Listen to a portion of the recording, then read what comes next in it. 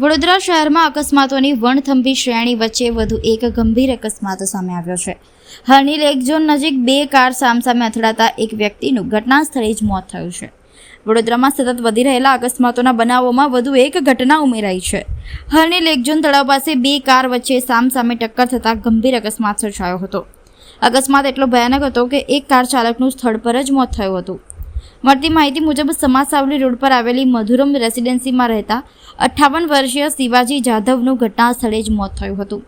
બીજી કાર ચલાવતા ગોરવા વિસ્તારની ઉદય પાર્ક સોસાયટીમાં રહેતા 48 વર્ષીય મુકેશ અગ્રવાલને પોલીસે અટકાયત કરી છે અને તેમના વિરુદ્ધ આગળની કાયદેસરની કાર્યવાહી હાથ ધરવામાં આવી છે।